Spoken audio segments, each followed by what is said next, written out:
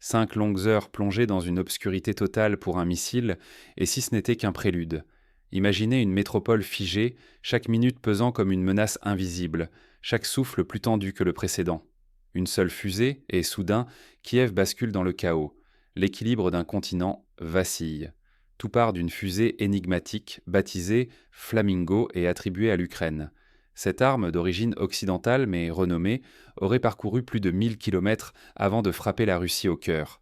Ce tir n'était pas juste un exploit technique, c'était un message lancé à Moscou et à l'Occident, spectateurs silencieux. La riposte russe est immédiate. Une pluie méthodique de missiles s'abat sur Kiev et d'autres villes stratégiques. En 5 heures, les sirènes couvrent la ville, les explosions s'enchaînent et l'électricité, la chaleur, l'eau disparaissent, avalées par la nuit. Ce n'est plus une guerre de position, mais une attaque contre la vie ordinaire, contre la capacité même de tenir. Mais qui a vraiment ordonné ce franchissement de ligne rouge? Un choix ukrainien, une influence venue de Londres, ou une tactique concertée pour tester Moscou? La question reste brûlante. Jusqu'où ira l'escalade maintenant que la retenue a disparu? Le prix pourrait être terrible. La survie de millions de civils se joue dans l'obscurité, la légitimité morale de l'Occident chancelle, et l'Ukraine entre peut-être dans une ère où nul refuge n'existe plus. Mais derrière cette nuit sans lumière, une nouvelle stratégie se dessine. La guerre contre l'énergie n'épargne plus rien ni personne. Une fusée, 1000 kilomètres, une nuit bouleversée.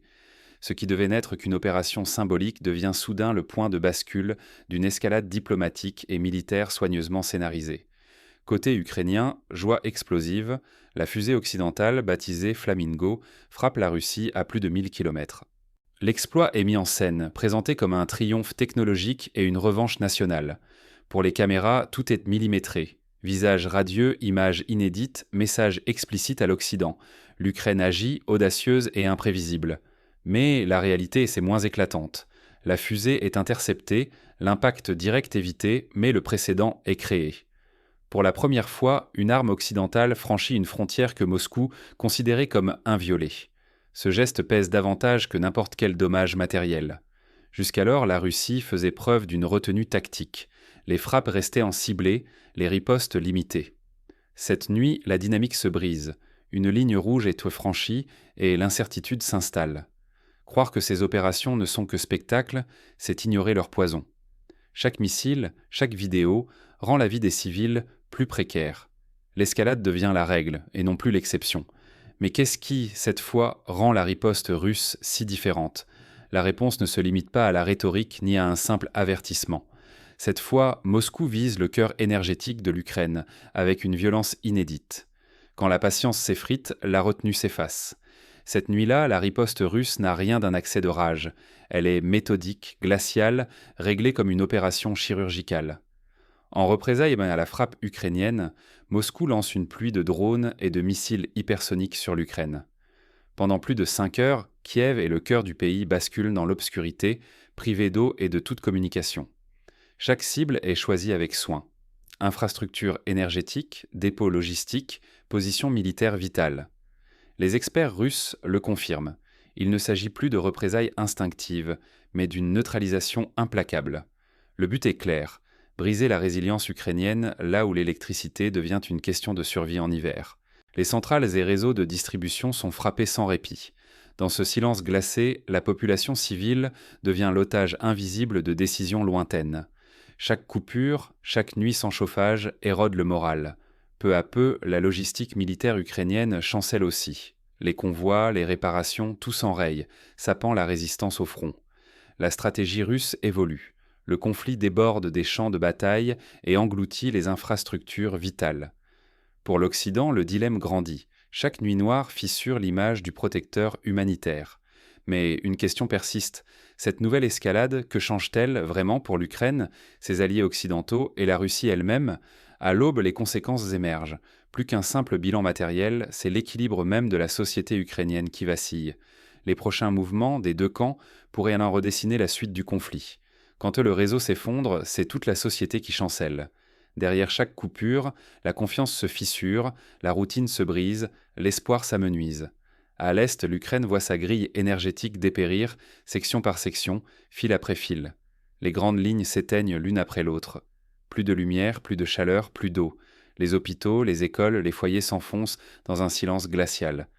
Ici, la survie de millions de civils dépend de chaque kilowatt. Mais l'impact dépasse le foyer. Sans électricité, les trains sont figés, les dépôts de munitions bloqués.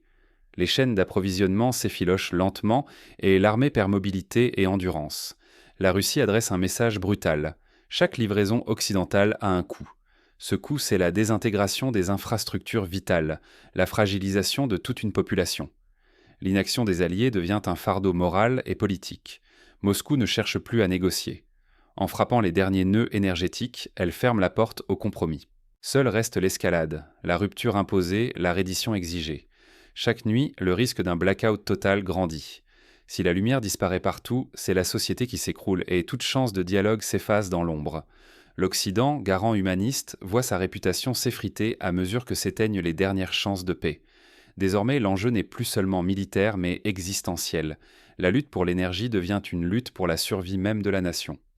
Ce n'est plus seulement une affaire de missiles. Chaque nuit, c'est l'avenir de la société ukrainienne qui se joue dans l'obscurité. Quand le courant s'arrête, ce sont des familles entières, des hôpitaux, des écoles plongées dans un quotidien précaire. Les dégâts matériels ne racontent qu'une partie de l'histoire. Le vrai prix de cette guerre se compte en vies bouleversées et en confiance perdue, alors que la cohésion sociale s'effrite jour après jour. Dans cette nouvelle guerre de l'énergie, la victoire ne se mesure plus en kilomètres gagnés, mais en la capacité d'un peuple à survivre. Faut-il rendre coup pour coup au risque d'alimenter une spirale infernale ou changer de cap pour sauver ce qui reste? La responsabilité ne s'arrête pas à Kiev ou Moscou. À chaque décision prise à Londres ou à Bruxelles, le sort de millions de civils peut basculer en un instant. L'Occident ne peut rester spectateur. Ignorer la dimension humaine, c'est accepter le risque d'un effondrement durable, bien au-delà des champs de bataille. Chaque mois sans stratégie, c'est une chance de moins de reconstruire une société viable. S'informer, c'est refuser l'aveuglement et anticiper ce qui pourrait être la dernière opportunité d'agir. Car à ce rythme, ce n'est pas seulement l'Ukraine qui vacille, mais toute l'idée d'une Europe solidaire. Mais derrière les chiffres et les bilans officiels, une autre réalité émerge. Cette crise énergétique devient le miroir d'un basculement géopolitique plus large. Et si cette nuit sans lumière n'était plus une parenthèse, mais un point de non-retour? À Kiev, Odessa ou Kharkiv, chaque famille scrute l'obscurité, redoutant que la prochaine coupure soit définitive. Ce n'est plus une simple riposte, mais un ultimatum. Ignorer ces signes, c'est accepter d'entrer dans un hiver sans fin. La destruction énergétique n'est jamais abstraite. Elle se paie en frigo muet, en canalisation gelée, en téléphones éteints. C'est la peur d'une mère devant des bougies vacillantes, l'angoisse d'un vieillard devant le silence où régnait hier la vie. Tant que la retenue a prévalu, la société a tenu. Mais chaque attaque, chaque relais médiatique a sapé cette mince frontière. L'escalade prend corps dans les ténèbres grandissantes, rongeant la résilience, la dignité, l'espoir même de survivre. Face à cela, le silence occidental devient complice.